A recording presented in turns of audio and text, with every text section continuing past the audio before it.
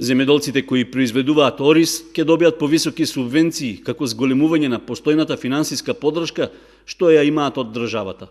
Ова го најави министерот за земјоделство Љупчо Николовски, кој присуствуваше на манифестацијата Денови на оризот, при што додаде дека производството на оваа земјоделска култура е важна за регионот, за што потврда била и досегашната исплата на субвенции од околу 90 милиони денари.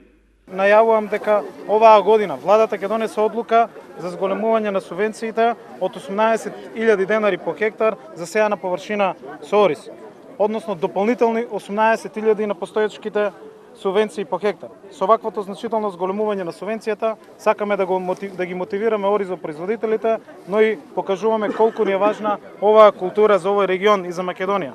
Досега за мерката за сејана површина со ориз се исплатено 80 милиони денари субвенции, а за произведена и предадена арпа околу 15 милиони или вкупно 90 милиони денари субвенции за ориз.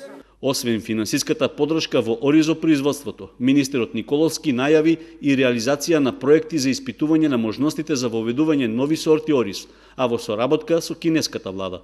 Николовски најави дека кон крајот на октомври представници од Кина и од Бугарија ќе го посетат Кочанскиот регион за да се запознаат со состојбите и да се утврдат на тамошните чекори за започнување на планираниот проект за нови сорти ориз.